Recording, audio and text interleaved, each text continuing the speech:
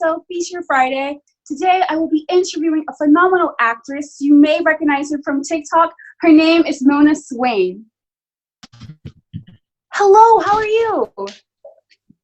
How are you? I'm doing great. Thanks for being here. Of course. So I follow you on TikTok. I know you're very involved in musical theater. What brought you to that? Well, when I was in elementary school, we had like a children's choir. And so at the end of every school year for the choir, we would all go to Six Flags, like our end of the year event.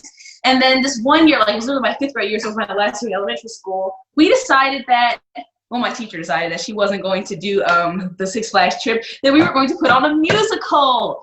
And the musical was Aladdin. And just from that moment on, that it literally just fits so right with me from that point on, pretty much. It literally felt like, because I had never done anything like that before. Like I had done talent shows and stuff like that, but I've never really acted and sung and danced like that before. And it was like all 3 things that I really enjoyed doing. And I was like, this is literally perfect. If people are making careers out of this, from that point on, so you were introduced to it at a pretty young age. That's really cool. And do you look up to anyone in musical theater? Like, do you have a favorite actor or an actress?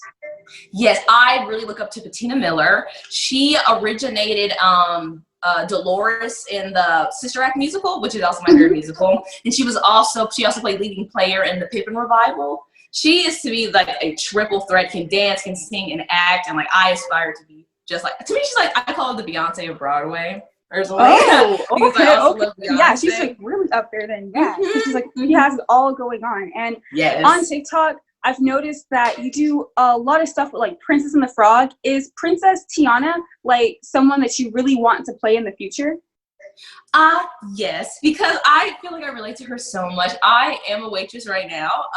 That's my job for the summer because the whole COVID-19 thing, it's really shut down our industry pretty much.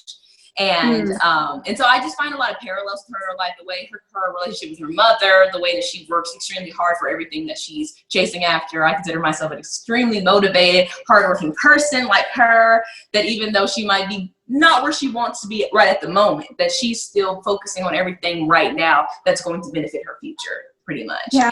And, and then I'm fingers crossed for my happy ending, Yeah, Princess Tiana, she's my favorite Disney character as well. I do love how she works hard and everything that you were saying is just right on the nail. I look up to her too, and anytime I'm getting down, it is kind of weird or whatever, but I like to watch the movie because it gets me back up, and the music is really cool. What's your favorite song from it? My favorite song from it would probably have to be When I'm Human.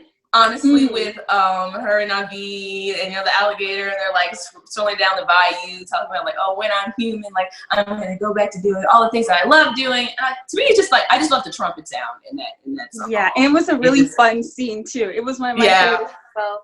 And I remember I was seeing this video. You were saying that you realized the day that you finally acknowledged being Black, it can kind of hold you back in some kind of ways with theater. You were saying that you were only being casted for roles written for Black women, and that when you weren't, you were told to be more sassy. How do you get past that frustration? It's hard enough to get yourself out of that box because outside of literally that 5th grade show of me when I was a genie in Aladdin, every show after that I was being cast, as the Black girl, or I was being cast as a non-racially specific Black role or racially specific role, but was told to make it more sassy, which is the more code-friendly word in this industry for being more Black, acting more Black, as if that's a thing. It took me a long time to realize that was something that was happening to me. I didn't realize that that was even happening to me until my senior year of high school. I had done at least 15 musicals by then before I realized I'm only being cast as the Black girl, you know what I mean? Right. And so it took me a second to pull myself out of that box. Because the thing is, if you can't pull yourself out of that box, you can't expect the casting director to pull you out of that box. You know what I mean? But that's also the hardest part, is to go into an audition room and make them start you from scratch. You know what I mean? Like at the end of the day, I can't walk into an audition room and like hide the fact that I'm Black. You know what I mean? But what I can do is do everything I can to make sure that everything is shining, is as prominent as my skin color, aka my talent. You know what I mean? Yeah. One thing that I have started doing, this is not, I don't know if this is like something that I would suggest for all Black females, but I don't sing anything that's racially specific for an audition song unless they ask for it. So anytime, like Waiting for Life from On This Island is my favorite song to sing. And if I felt comfortable enough singing that song at every audition, then I would. But I've noticed that singing that song puts me in a box before I even can, like, when I even say like, hi, I'm Swain, I'm singing Waiting for Life Once on This Island, I realize that even that puts me in a box before they even put me in a box. You know what I mean? And so I told myself that if I don't sing like those racially specific songs, that maybe, you know, that they'll like look past the fact that, oh, she's Black, you know what I mean? But a lot of times, you know, they just end up asking me for something for Once on This Island or Aida or Dream Girl or something like that. Oh, so like even after you pick a song, that you make sure it's not, you know, designated to just like one race. So you find a song and they still ask you to play. Oh wow, I didn't know that. Yeah, that's just crazy. I was all like, and you know, I'll sing something that's in the style of the show that I'm auditioning for, and they'll still ask for something from like Dream Girls. I'm like, that doesn't make sense. Yeah, of course, you know, I'll pull out my song, you know, and sing whatever. But I just noticed that pattern. It has not sat right with me. And is there any way that, let's say you are in a show and the director does tell you to be more sassy or to be more Black, is there a respectful way to say, hey, I'm not comfortable with playing into the stereotype? Let's see. So the last time that this happened to me, I was a senior in high school. And so outside of like high school, like since I've been in college, you know, I don't think I have been as put in a box, you know, as I used to be. But like, I don't, that's a question I'd love to ask to someone who even has more experience than I do, because I usually just like, I used to just kind of nod in my head and just take the note and just keep going. Because at the end of the day, you know, I didn't want to like, I was getting paid, you know what I mean? Exactly. And you don't want to risk like being rude or anything, or you don't even know how they're going to take it, because a lot of times when Black women do say something, we're being seen as angry Black women, even if, you know, we didn't have any kind of aggression in our tone. So it's kind of, it can be pretty dicey. And I would like to know the answer to that as well. Yeah, I think that now, after everything that's happened these last few months with the Black Lives Matter movement and all these Confederate monuments being taken down, I think that especially in our industry, they're waking up to a little bit more like what's been going on these last few years. I mean, all these years of, you know, theater and stuff like that. And there will be more. Why am I chewing my words so much? Oh my goodness. I think there will be more of an opportunity and a more safer space for people to be able to like respond back to directors when they ask them stuff like that. Because I've read numerous articles on like Broadway.com about these kind of things, and I'm hoping these big directors are reading, you know, so that I don't have to go into the audition room or in the rehearsal space and say, I'd appreciate it if you not ask me that. You know what I mean? And this movement, it doesn't feel like a phase. A lot of times we've had protests like these in the past and everything, and sometimes, like, I don't know, it's very short-lived, but something about this one, it touches me different, and it's moving me in different ways, and it's inspiring me and so many other people in different ways. I don't think this is ever gonna like fade out. I think that this will spark the change that we need, and it will definitely have a huge impact in theater. Completely agree. I completely agree. Completely. And you're going to college, right? You're in college, right? Yes, I'm going to be a sophomore in college. Awesome. And you're studying theater? Yes, I am. How do you balance your studies and schoolwork? Well, you know, when you're in studies, I didn't mean to say that. I meant your studies in theater work. I'm sorry. Oh, you're fine. You're fine. Well, like, you know, when you go to college, you know, more of your classes are going to be geared towards your degree pattern. So, like, I took maybe one general education class a semester last year. So, like, all the rest of my classes were focused on my craft. So it was a pretty good balance. So, like, I didn't really have to worry so much about, like, my curriculum and stuff like that because, like I said, my classes are geared towards my my major, you know what I mean? But, you know, yeah, I just balance it like I balance anything else, like how I balance work and TikTok, which is something that I really had to balance over this whole COVID-19 thing. You know, you just have to make time for it, write it out, And schedule it out. it seems like you're really making your mark on TikTok. You're getting more and more followers every single day. So you're doing great. You're doing great. I appreciate it. And last question, do you see yourself doing anything besides theater as a career, or is that the main goal?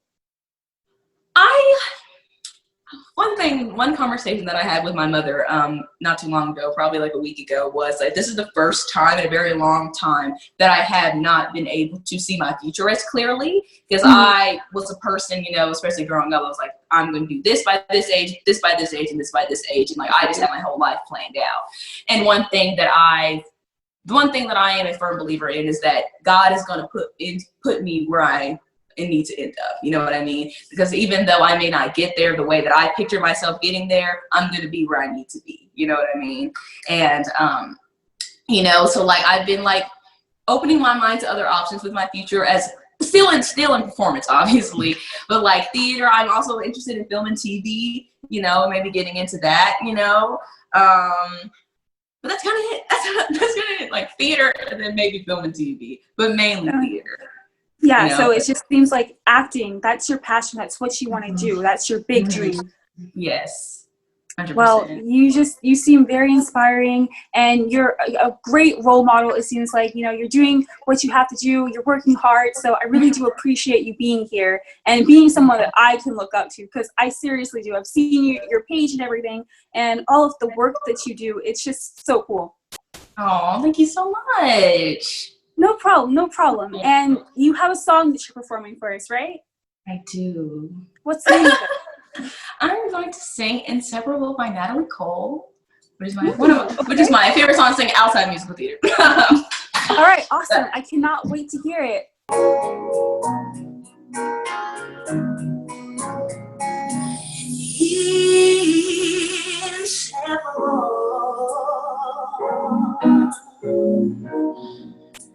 We'll always be inseparable, just you and me. It's so wonderful to know you'll always be around me. Incredible. What you are to me is incredible. You bring out the woman in me with your silent love. Inseparable, yes we are.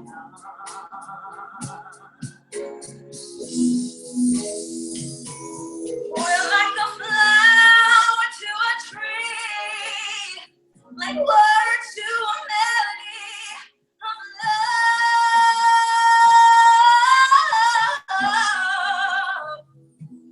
There is no way we could break up, no words to make us glow. Our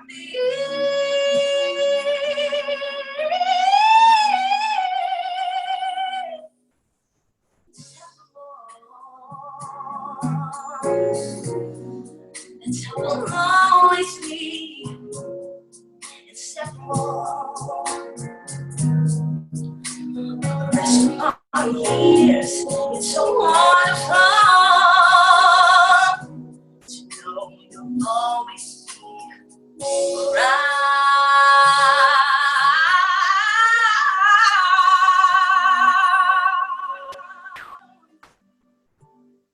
Thank you. Oh my God.